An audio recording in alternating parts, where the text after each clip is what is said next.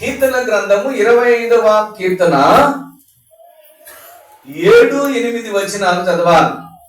నా బాల్య పాపములను, జాగ్రత్తగా, నీ బాల్యము అంటే యుక్త వయసు, మీకు అన్ని తెలిసిన వయసు బాల్యం అంటే. హల్లెలూయా. ఇప్పుడు ఈ పిల్లడికి ఏం తెలుస్తుంది? ఏమీ తెలియదు. ఇది చిన్న వయసే, కానీ అక్కడ రాయబడినటువంటి మాటలో బాల్యము అంటే ప్రియమైన దేవుని బిడ్డలారా ఒక మంచి తెలివిని లేదా పాపమును తెలుసుకోగలిగిన పరిస్థితి. ఆమె మంచి వయసు అనుకున్నాం, 50-60 కాదు. హల్లెలూయా. ఒక 14-15 అనుకోండి. ఆమె ఇక్కడ ఏంటి సందర్భం అంటే బాల్య పాపములు. హల్లెలూయా. మనము తెలియక చేసిన ఆ వయసులో పాపములను ఏమంటున్నాడమ్మా?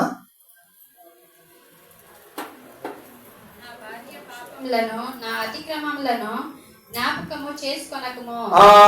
అక్కడ నా బాల్యములో నేను చేసిన పాపాలున్నాయి, నా యొక్క అక్రమాలున్నాయి, వీటన్నిటిని నువ్వు జ్ఞాపకము చేసుకోబాక.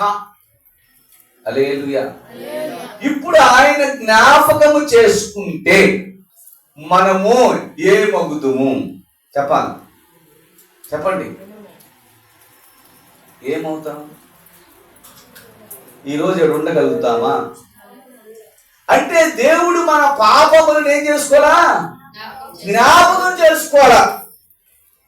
తెలిసి చేశాడు, తెలియక చేశాడు, కాబట్టి దేవుడు ఏం చేశాడమ్మా?